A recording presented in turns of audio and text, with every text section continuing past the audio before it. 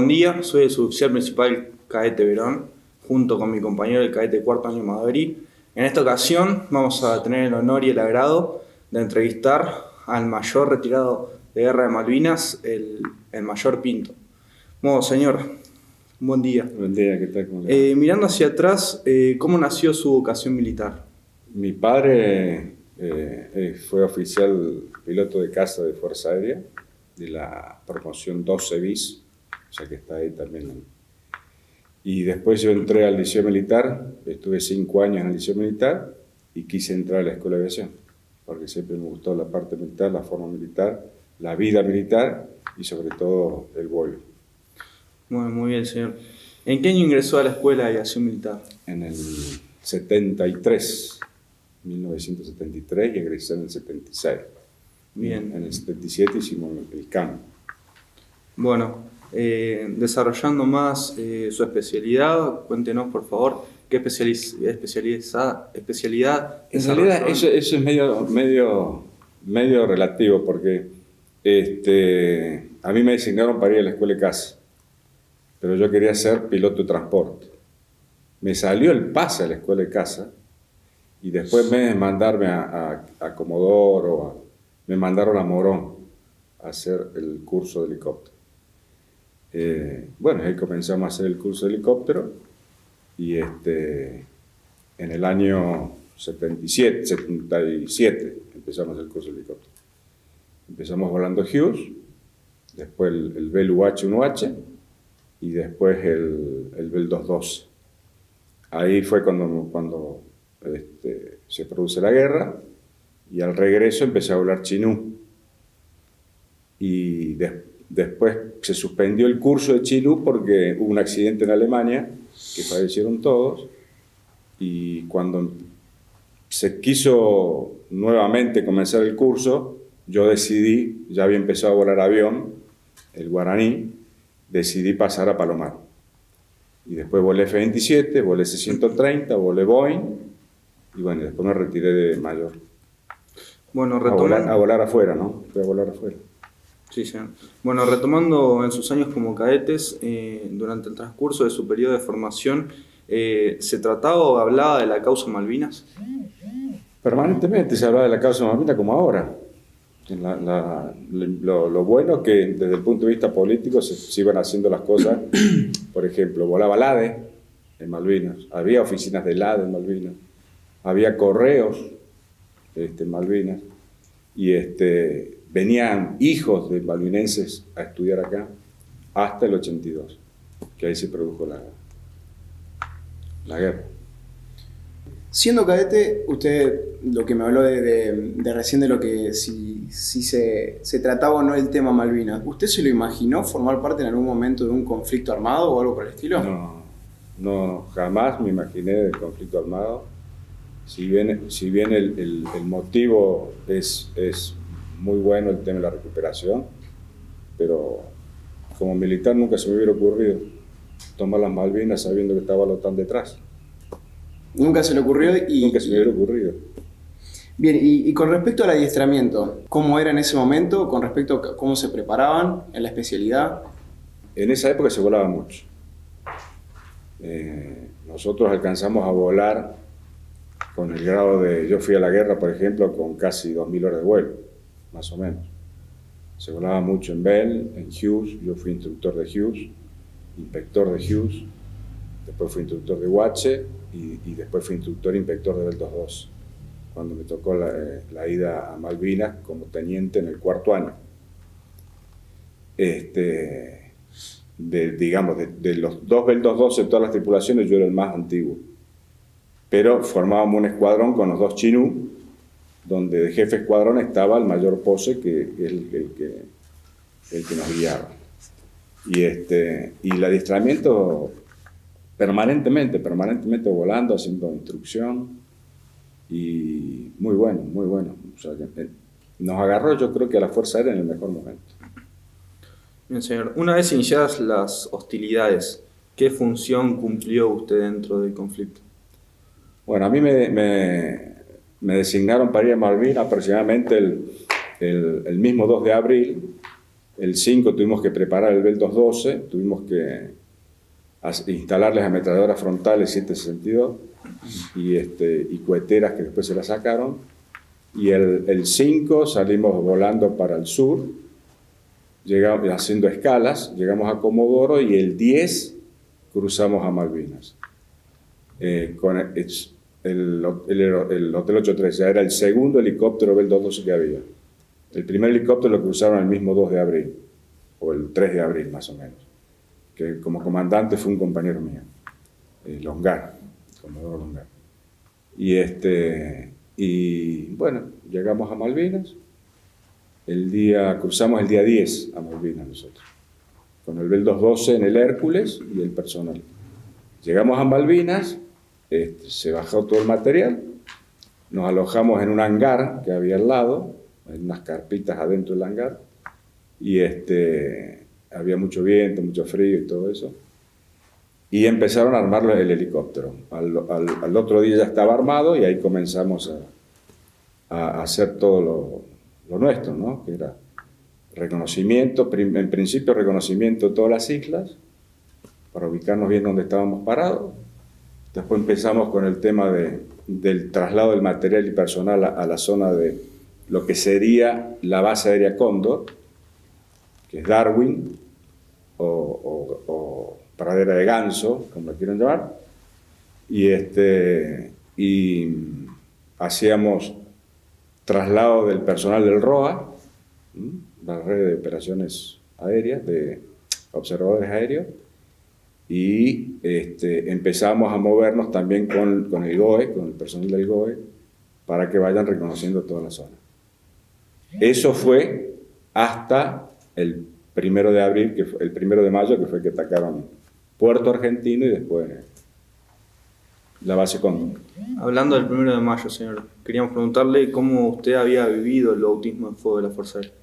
Y nosotros nos habíamos alojado en una escuelita, que quedaba a unos, 2 kilómetros del pueblo, más o menos, o menos tal vez.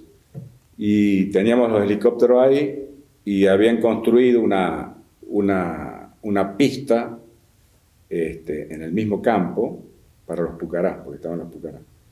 Y el 1 de mayo, a las 4 de la mañana, 4:40, atacan Puerto Argentino.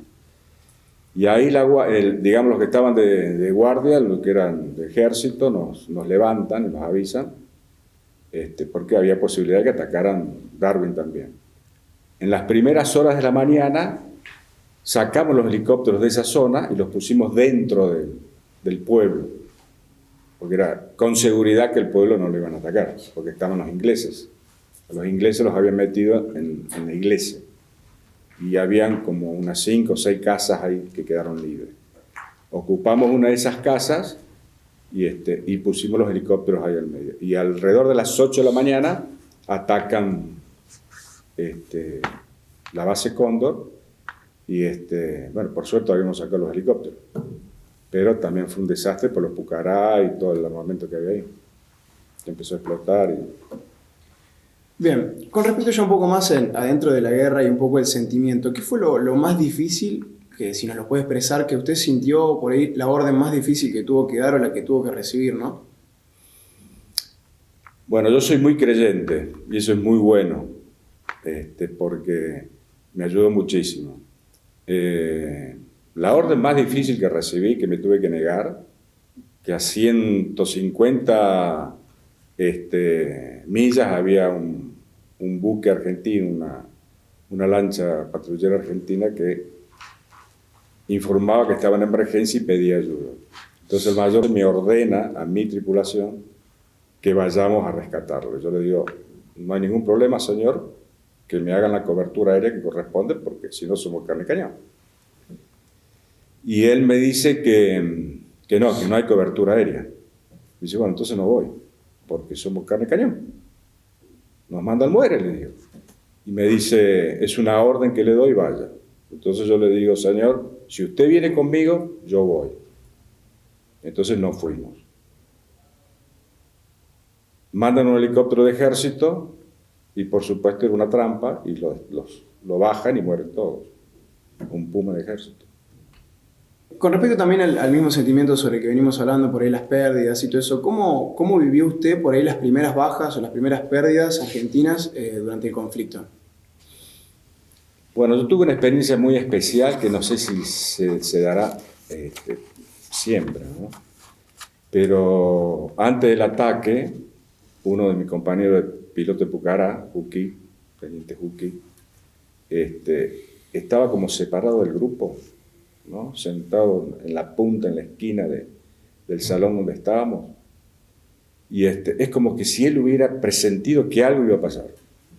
Y al otro día, bueno, atacan y no pudo despegar con el Pucará y lo destruyeron. Bueno, y murió él con 7 suboficiales.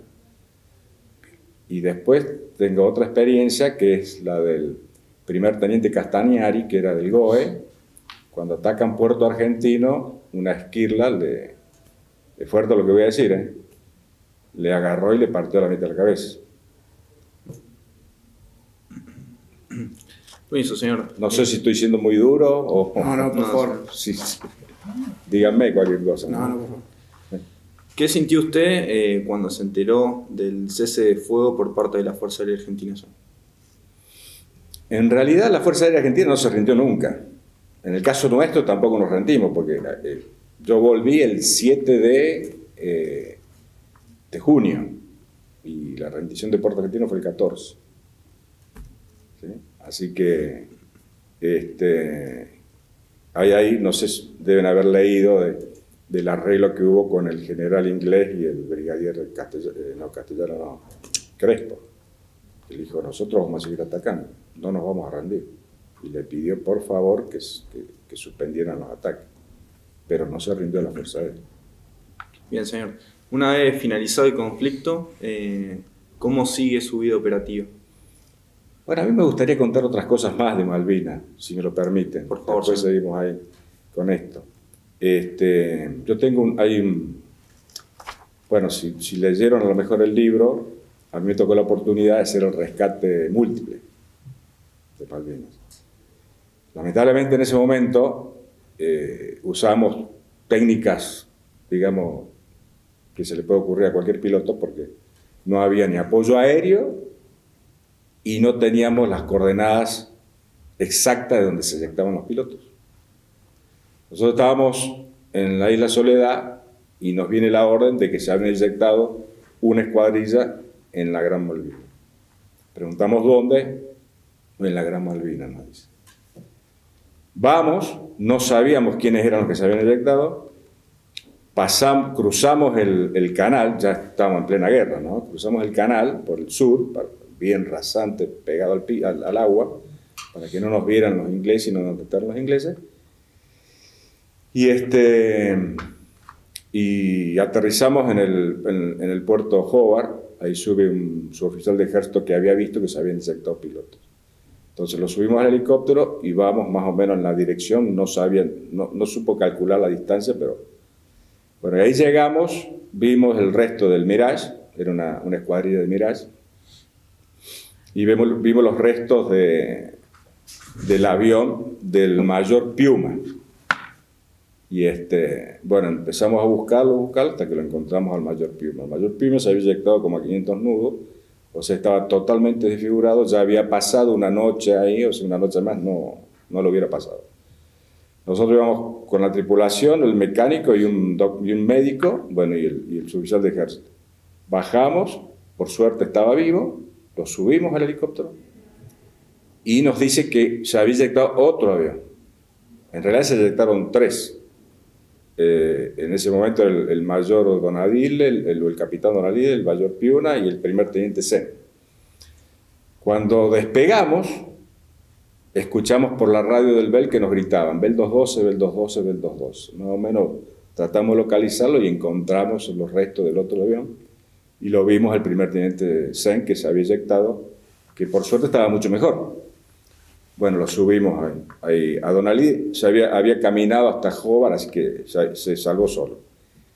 Y a la vuelta pasamos para dejarlo al de ejército, ahí en el puerto Hobart, baja el de ejército y sube un piloto inglés que lo habían derribado desde ahí.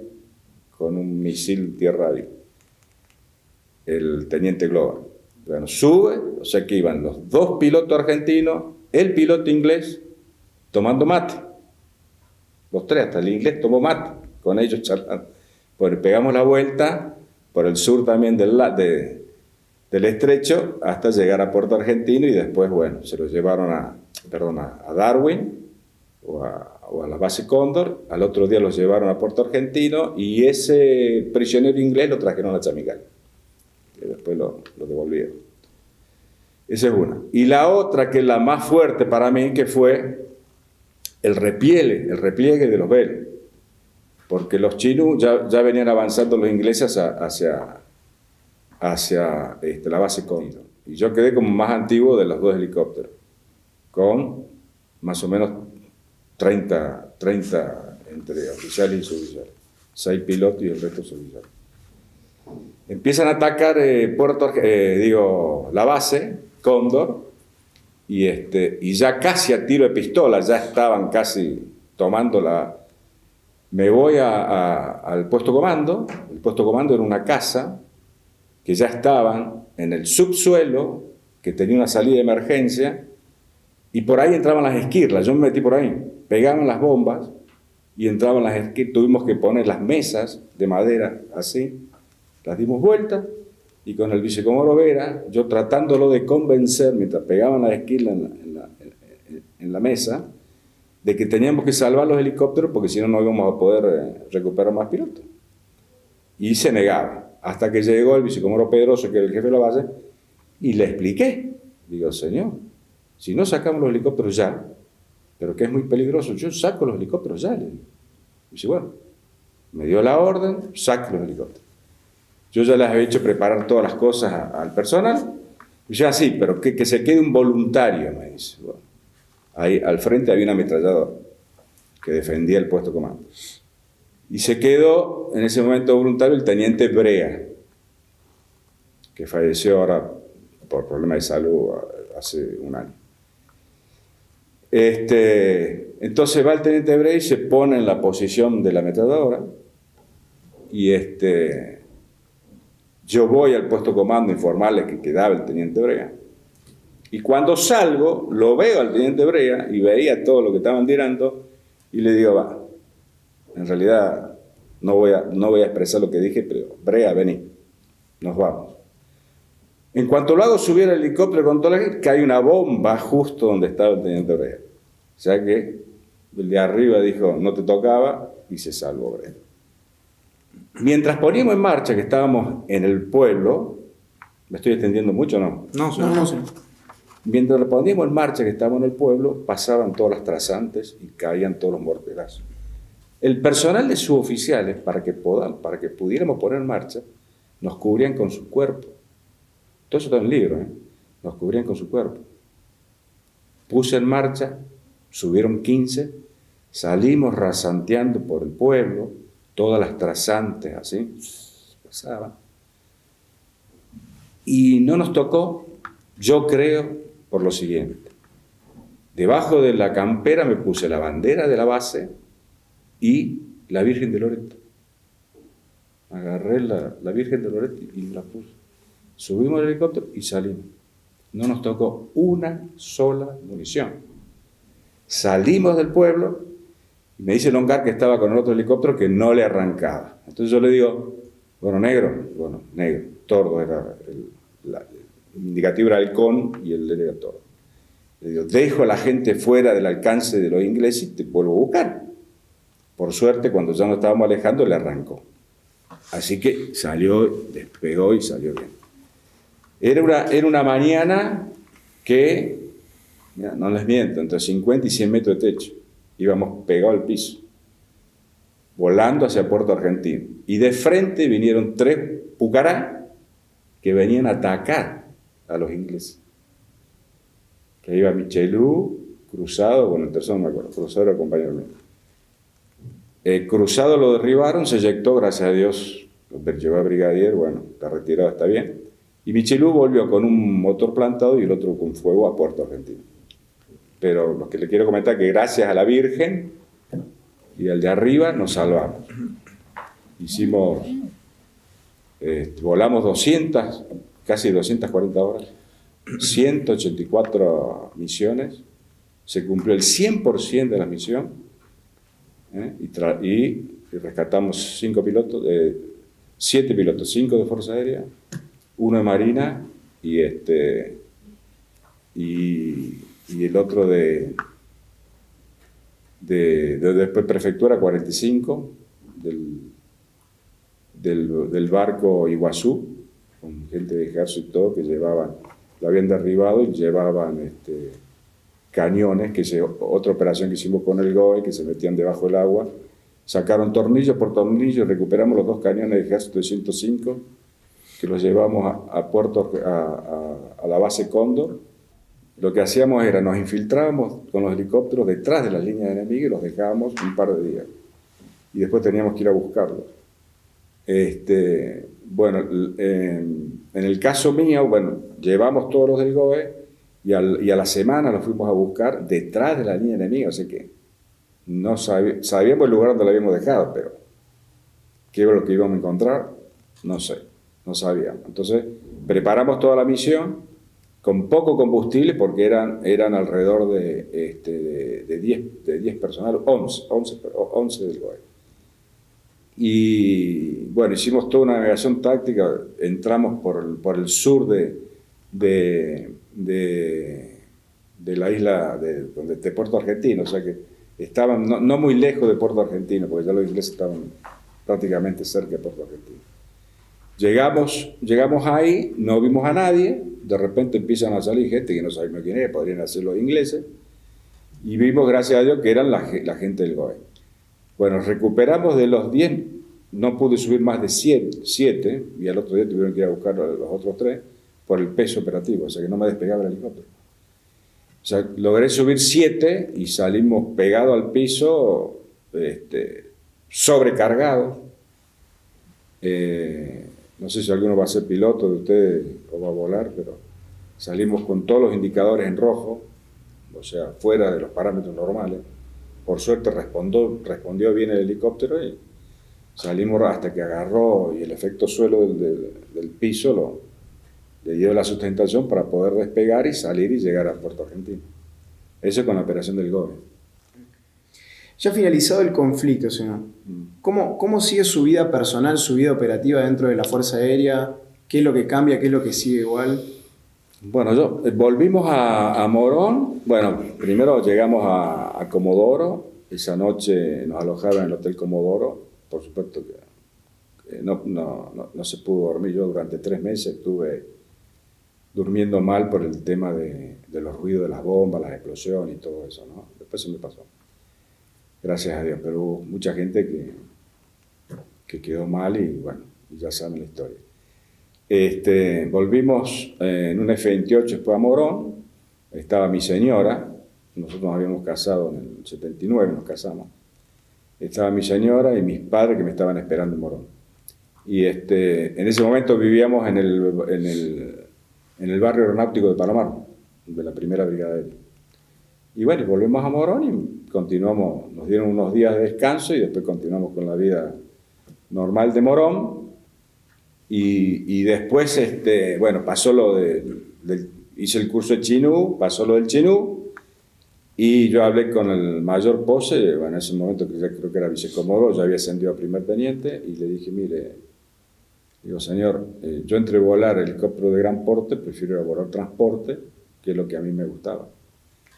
Y de los helicópteristas logramos que 17 helicópteristas hicieran el curso de avión, porque estaba el misterio ese que un helicópterista no puede volar avión. Entonces 17 hicimos el curso del avión. Lo único que de los 17, el único que quedó volando avión fui yo. Después, bueno, yo tenía muchas horas de guaraní, era instructor de guaraní estando en Morón. Como el jefe de escuadrilla de guaraní pasó F-27, necesitaban el de mayor experiencia en guaraní, era yo. Así que me piden de Palomar y me fui a volar guaraní. Volé 2 años guaraní, 2 años más guaraní, estuve como jefe de escuadrilla de guaraní, y de ahí pasé a volar F-27. Volé 2 años F-27, Y después pasé a volar C-130. Volé 5 años C-130 y pasé a volar Boeing. Volé 2 años Boeing y están por comprar el nuevo, el que tienen ahora, que ya es viejo. Y bueno, y ahí yo decidí, se me dio la oportunidad de volar afuera y me fui a volar afuera. Y seguí volando en una empresa privada. Bien, señor. Y con todo esto que usted nos contó, ¿qué enseñanza le deja en lo personal y en lo profesional lo que fue el conflicto del Atlántico Sur? Y a mí me deja mucha enseñanza, porque sigo siendo más creyente que antes. Y gracias a eso, que creo que a ninguno de los helicópteristas, porque todos teníamos más o menos el mismo orientación, y después la educación que nos dieron acá en la Escuela de Aviación. O sea, mucho más duro de lo que ustedes tienen ahora. Sí, deben conocer algo más o menos del pasado. Pero mucho más duro, mucho más duro. Bien o mal, pero sirvió, sinceramente sirvió. Y nosotros fue la primera promoción, me acuerdo que hicimos el primer intercambio con la Academia del Aire, que fueron los 20 más antiguos, fuimos los 20 más antiguos a la Academia del Aire. Y de ahí trajimos muchas experiencias, de ahí trajimos el tema de las banderas de las compañías, las banderas de todas las cosas nuevas, las canciones. Trajimos la idea de las mujeres en la Fuerza Aérea, porque justo ese año había ingresado en la Academia del Aire la primera promoción de mujeres en la Fuerza Aérea de Estados Unidos. Y bueno, nosotros trajimos la idea acá. Ahora se está dando, hace pocos años, ¿no? Pero ya se está dando. Hace varios años ya que han ingresado mujeres, ¿no? Pero es fundamental la formación de acá. Ya con respecto a que estamos hablando sobre el tema, ¿podría contarnos un poco cómo cree que la formación de la Escuela de Aviación Militar favoreció el desempeño de la Fuerza Aérea Argentina en el conflicto de Malvinas? Y sí, porque nos dieron una formación muy, ¿cómo te podría decir? No solamente la parte espiritual, sino Dios, patria y hogar. No sé si sigue. Sí. Eso fue lo que nos enseñaron. Dios, patria y hogar. Y así fue. Respetamos a muerte eso. Estábamos o no de acuerdo con el conflicto, pero nosotros fuimos formados para eso y cumplimos la orden, fuimos. Y se hizo lo que la fuerza estaba preparada. No para atacar una flota en el medio del mar, pero estaba preparada para... Ya había obtenido la experiencia, que gracias a Dios no pasó nada en el 78 con Chile. Permiso, señor. ¿Un consejo que le pueda dejar a los jóvenes que forman parte hoy día de la Fuerza Aérea? Sí, yo les diría que tengan fe, tengan mucha fe, porque yo creo que el país va a salir adelante y vamos a lograr tener, o el país, la Argentina va a llegar a tener una fuerza armada como corresponde. Y bueno, es importante el respeto, ¿sí? y la dedicación. O sea, lo que a vos te gusta, hacerlo a muerte y seguirlo a muerte hasta que lo logres. O hasta que lo logres. Porque se puede. Se puede. Así que... Bien, no sé, muchísimas gracias, señor. No, gracias a ustedes.